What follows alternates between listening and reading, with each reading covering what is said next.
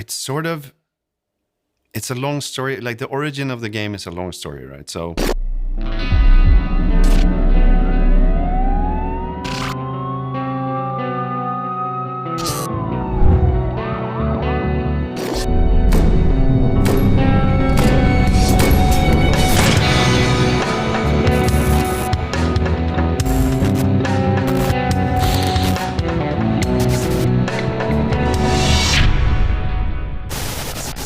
The variance that Payday 2 has is so unique to the game. A lot of variety. There is always something that makes you come back to the game. Okay, do I want to have a little army of sentry guns? I can do that. Do I want to be a sniper that can take out 10 people with one shot? I can do that instead. And just being able to play with your friends and sort of just like being a bad guy. There's not that many very much games like it. It is a game where you've got 20 plus characters to pick from. You've got all these, you know, different weapons you can choose, the different skill sets. It caters to about every play style physically possible.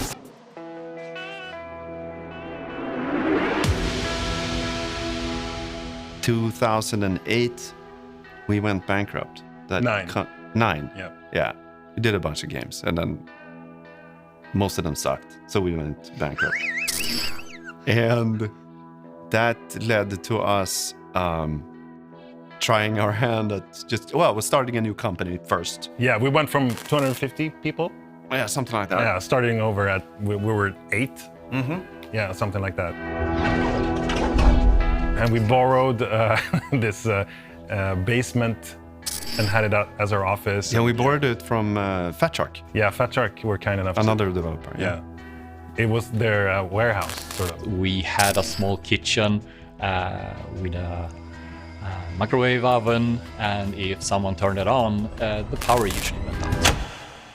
But yeah, good ideas came from that anyway, so I'm very happy to kind of have that moment in our development. It didn't start with Payday. It didn't start with actually being a heisting game either. Me and a guy called Ilya was trying to get an FPS up and running with the team. We were like fooling around with that, trying to get psyched up, but I had no energy to do like sci-fi stuff. So I guess I just like brushed off the old heist theme again. We know there are a lot of good movies about it, but there are not really any good games being made around that topic. Yeah, the idea was to make a game where you can live that sort of fantasy. You can be a Robert De Niro's character in Heat, and you can run into the bank and scream, "Everybody get the fuck down!" And then you see the civilians throw themselves to the ground, and you sort of hunker down around the vault, and you're drilling through the metal, and the police are sort of barricading the building, and SWATs are coming through the skylights with rappelling down on ropes, and the chaos and the action.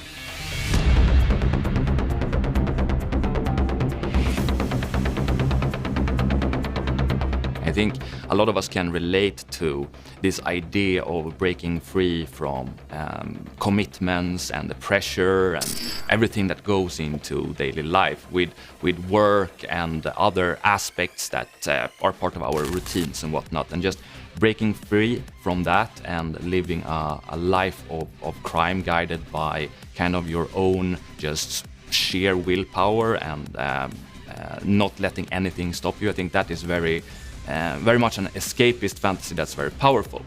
And then looking at Payday as a game, I mean, it's incredibly well conceived in terms of its foundations. The core experience, the formula of the game, I think, is very, very strong.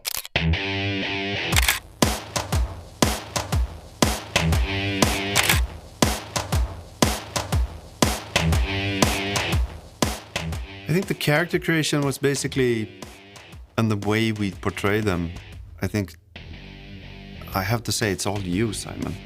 Well, the thing is with how Wolf really ended up in the game is we would record placeholder voices. And we were standing in the office with a mattress in a corner facing the mattress with a microphone in front of us. Just this makeshift sort of recording booth. In Payday, your voice is sort of a weapon as well. Like you press your mouse button and you shoot, and then you press the, I think it's F, and then you scream. And that's also sort of a weapon. Yeah.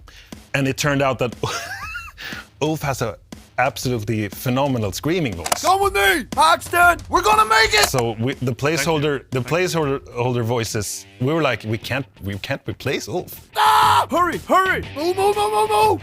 I guess the argument that got me over to doing it is basically if Simon was doing the story sort of guiding voice, and we had at least one team member from our team, but one character being played, we could always like do fillers and quick pickups and that kind of thing. I would infuse respect in anyone. They'll be back for more within minutes, though. At that point, obviously, we didn't know that it was going to be a rather popular game, and that it would be a sequel. But I just did the voice, and I thought that this voice has to cut through the noise and the gunfire and everything, and it's going to be distorted because it's in your earpiece, sort of, and it needs to cut through. So I didn't want to use my normal voice. I went up here and I added a little bit of like hoarseness or like so that the distortion would sort of hook onto that sort of raspiness of the voice and be more like a sharper sound that cuts through. But it's really it's I hate doing the voice. Hope we can work together again in the future. We're set for life. We went to E3 in 2011. We had not announced that we were making this game. I don't even think that we had announced that we existed as a company.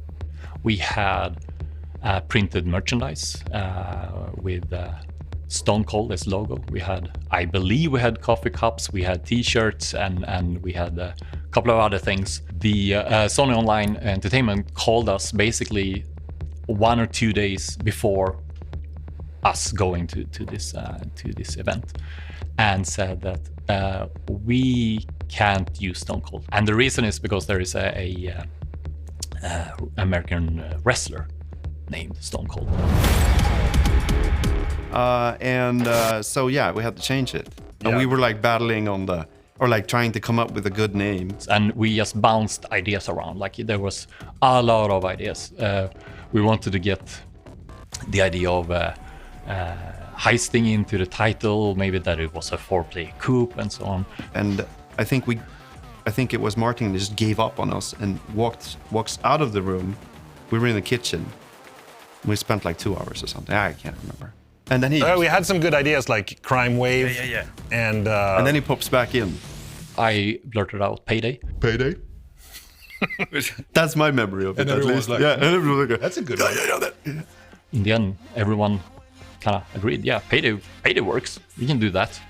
And I had to go back and change everything in the game as well to actually say Payday instead of Stone Cold and make new merchandise.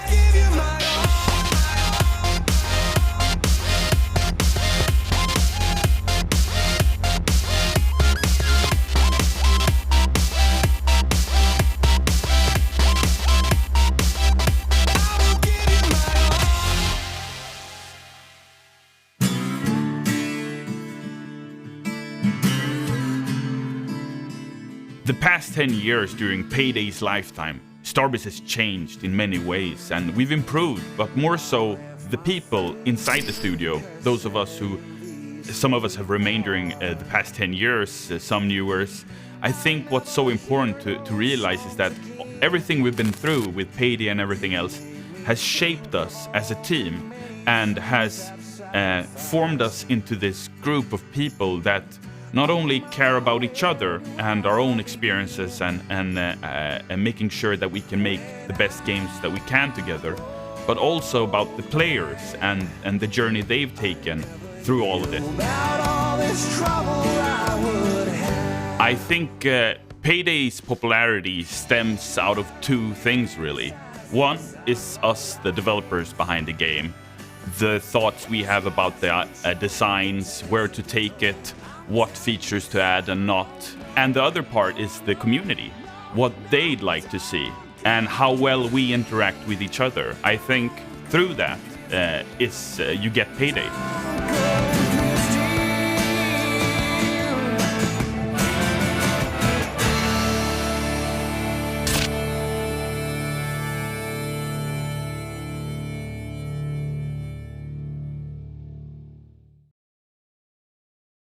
We put something out there and we have a negative reaction. Okay, there's two ways that you could be frustrated about this. You could be frustrated that, oh, I have to do what someone else thinks, or I have to deal with the fact that we have a community. Like, that's the wrong type of frustration. The right type of frustration is that, we got this wrong. We shouldn't have done this, and this is something that we can do better next time.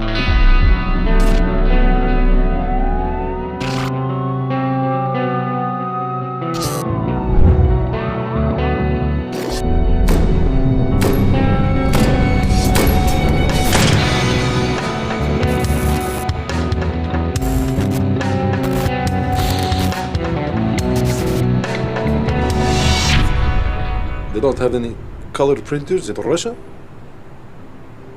Dallas, my friend, the devil, is in the details. Fuck me. I mean, the community is kind of a living being in a sense, and it's kind of hard to really say because you have so many different groups within the community. You have the hardcore players that have, been playing the game since Payday the High, since launch, and they know every detail. They know way more than I do about the game, and they will sometimes educate me about the product that I'm working on. But then you also have players who maybe only recently heard about Payday and coming in and were, I'm the one who teach them. The community plays a very big part in how the game is shaped, especially more recently where they've been doing a lot of weapon rebalancing. It's been very, very community focused, getting people's feedback and thoughts on things. I think it's very fair to say that a lot of games these days, and it kind of goes back to what I said with, something that's unique about Payday 2. A lot of games these days, they take community responses and feedback, but I don't think they do it nearly to the level that Payday does. If we do something wrong, community doesn't like it, we can change it. We don't have to stick with things. We can always okay, we thought it was good, maybe not, let's remove it. That's the worst case, of course, but let's change it. Let's do something. Let's see what the community thinks it could be. Maybe it's just not super broken. Maybe it's just modifying it a little bit. Even the people who will send maybe not the nicest messages, but they do it from a place of passion because they really do love the game. The game has been, the game has been around for so long. It's a part of everyone's life in such a meaningful way. And so when we maybe do something that they don't really like, they will be incredibly passionate about telling us that they don't like this. The community is a really big part of the development of Payday 2 as a whole, and as Payday as a whole.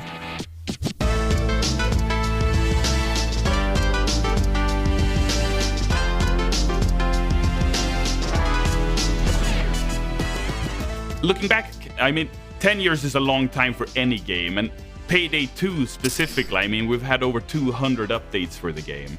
And if there's one thing I would have redone or changed up somehow, it's definitely the microtransaction scandal of 2015. There's been argument over the years about whether or not some of the DLCs are microtransactions, but the first official one that broke the community was safes. Look who fucking made it here. Whoa. When they added those in, the entire community almost exploded.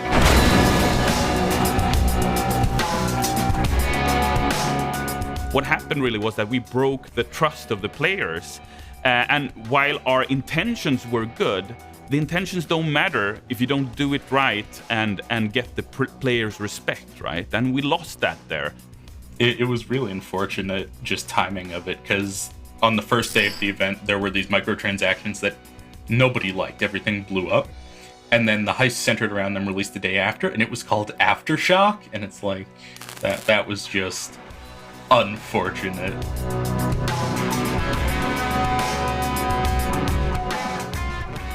Initially, when they went with that decision to introduce microtransactions into the game, it was not well thought out and wasn't in the community's best interest. They made a deal with me, and I made a deal with them. They're gonna make me rich. I'm gonna make you rich. And we had a huge argument. Those heisters out there who were part of it know that, we fought. And I had to defend myself and us, as a group of developers through a 2-hour live stream, with hundreds of people heckling us, it felt like, but being serious, being fans of the game and feeling that we had screwed them over. Call me crazy, call me insane. The jester and the king is one and the same. The question of who really runs this Starbreeze kind of learned how much they could push the envelope. I think the community, in a sense, learned how much power they have over Payday, but at the same time, that things can get a bit messy if they try to push that too far as well. So it was a learning experience for everyone. Oh yeah, they definitely learned about what they needed to do. It took a while to get there, but they figured a way to sort of add more community interaction with it as well, which I thought was a really smart idea. Given everything we've been through with Payday, we're on the right track. A lot thanks to the community and their support of Payday.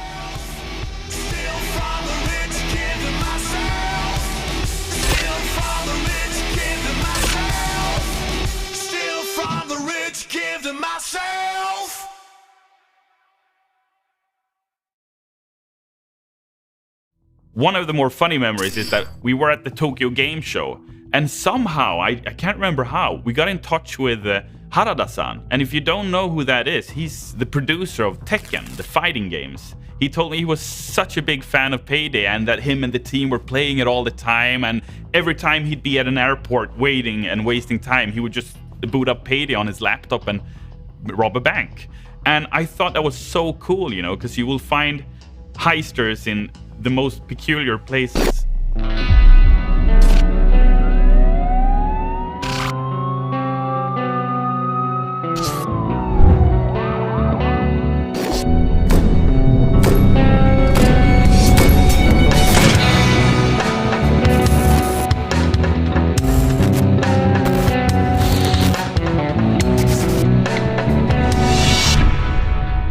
The community to us is incredibly important. You cannot have a game that lasts for this long without a community. The game would just be dead in the water without our players. So, it's incredibly important. We wouldn't be where we are without them.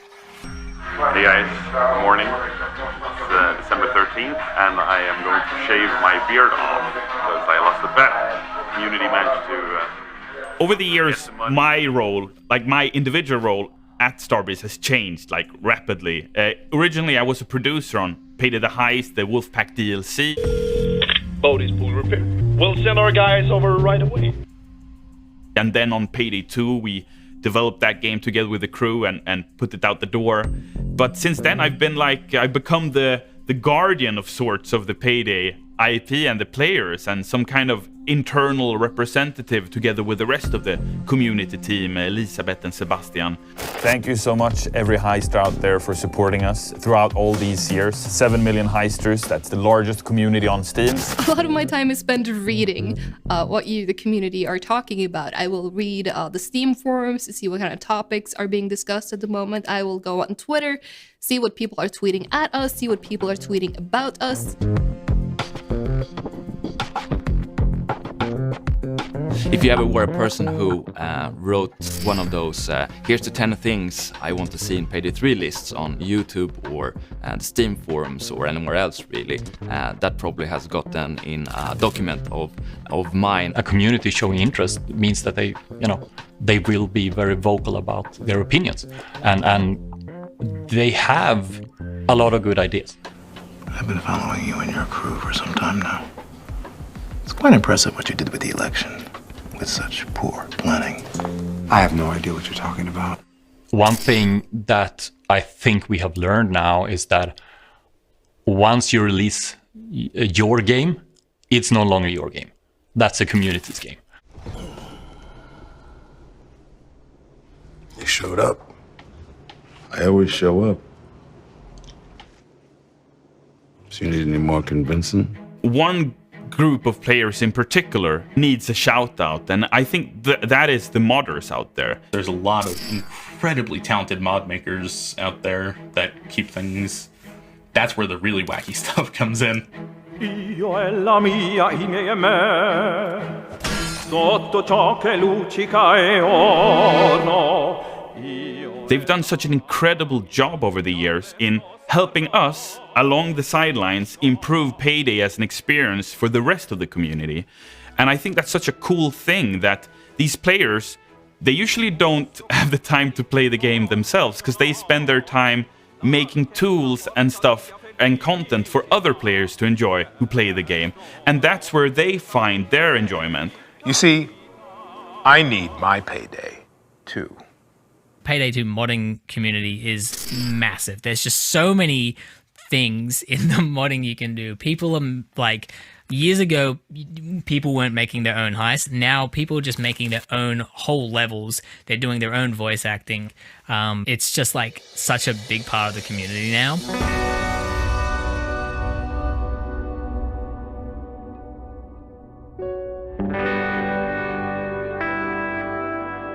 People find friends through this. They can, you know, matchmake with anyone and end up and play with anyone, and then maybe they actually have fun together, and they can, okay, let's play one more time together, and let's be friends on Steam together, and then suddenly, you know, they actually form some kind of friendship, and they go to one of the events and E3 dressed in cosplay, and that's very powerful. So many of the people closest to me in my life that I wouldn't trade for anything, as well as the Rusty Chains community that we've built from our streams and our Discord and stuff, all stems from Payday. I have friends here in Melbourne that I've met through Payday that I go out and just hang out with. It's been really cool to interact with all the different content creators, but also make friends through the game. I think that's something that I really do owe it to Payday 2 for allowing me to do that. I think it's fantastic. And it goes back to what I said about community. You know, there are so many lovely and welcoming people who play the game that you do feel right at home.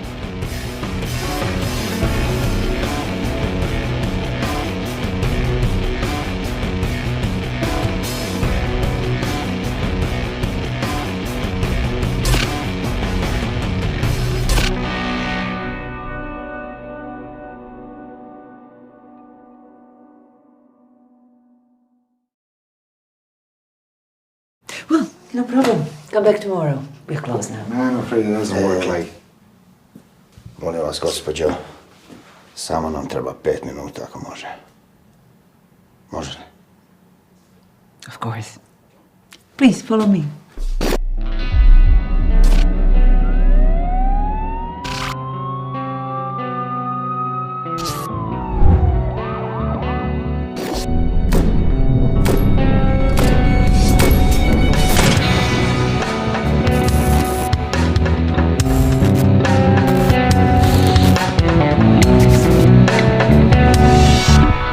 Years of Payday is such a huge milestone. We started with Payday the Heist.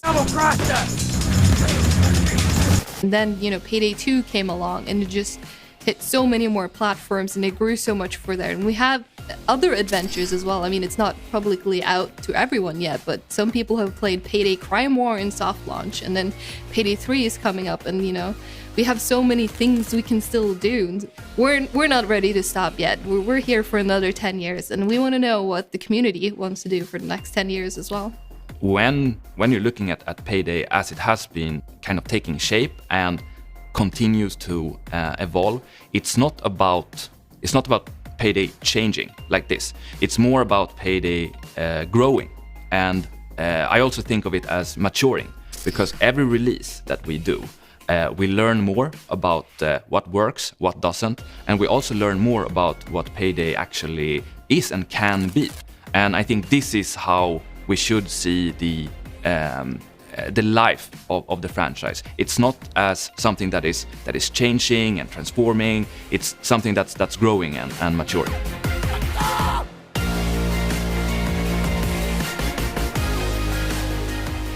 People are still playing the game. It's still constantly in some of the top played games in Steam every single day. There are tens of thousands of people logging in and playing the game. It's a really accessible game, and I think the way that Payday 2 works and the way they release content and the way the community interacts with developers and all that stuff, it lends very well to a game running as long as Payday 2 has. I think if anything had been done any differently, you wouldn't have the game still getting active updates now, 8 years later.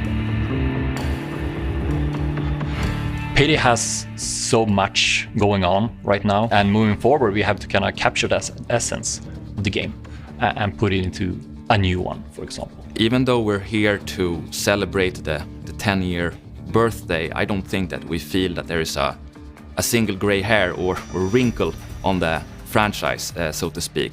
I think that all of us heisters, both us in the studio and in the community, are excited right now about the years to come. And part of this has to do with the fact that it's no secret that we have gone through a rough couple of years, and we've been sticking through that. And when you do that and you come out of it, you definitely come out of it stronger. You gotta get me out of here, Vlad. But I also think that you step out of it with the sense that you want to have done that for a reason. And I think that we're starting to sense right now, or not right now, I think that we have sensed since years ago that this is kind of happening, and this is kind of a little bit of a comeback, an underdog story. I am very excited for the future. I am constantly, amazed of what we are doing with PAYDAY 3, for example. We have playtests every week, and I look forward to them every time. I think it's so much fun, and that's odd. It's weird because usually that's not happening. You build something. It's you don't really know if this is gonna work, but I feel like we have something. I feel like it's in the right direction. It has the essence of PAYDAY, but it feels more modern. It feels nice, and yeah, every time very fun to play. I enjoy it so much, so I definitely think there's a future. 10 years is a really long time for any game, and we really do appreciate all the players out there who have played since launch, who have just come in and started playing, who's been playing it on and off. Doesn't matter how little you play, as long as you have been in the community or are in the community, we really do appreciate it. Oh, how time flies, passing by like a bird in the night. Thank you to Overkill, like I said, for making a game that allowed me to meet so many important people in my life. And for something where I can stream it and create content, thank you to the community for watching that content. And, I've had a lot of growth in my relationships and my skills as a content creator through PAYDAY, and I've just had so much fun meeting so many people through PAYDAY, so. I can't say there's any game I've ever played that has affected me so acutely as PAYDAY has. Without this, we would probably be very different people. Oh, yeah, time flies. I want to say you guys are doing an amazing job. I'm very happy to see you here. 414! Let's go! Let's go! It's been a big part of my life. Yeah, like the friends and the community that I've sort of built around that have just been like a core part of my life for like the longest time. For me, one of the things that keeps like popping back up into my life is, I think, when like doing game design or doing any sort of like production design, PAYDAY always comes into as examples. We got a lot of things right, for sure. Yeah. And I'm proud of what we pulled off. 10 years considering ago. The circumstances. I'd say it was a success. Hello, Heisters. Welcome back to another developer update. So happy to be here again this year. Whenever we've experienced something as a company, as a game studio, the players, they've shared that journey with us. And I think, if anything, I'd like to give a shout out to them, the players out there who've shared that with us. Because it's been a great journey, and we're at the top, but we're only halfway up, right? There's always a new peak that we're gonna climb together, and I'm so looking forward to that. And PAYDAY 3, of course.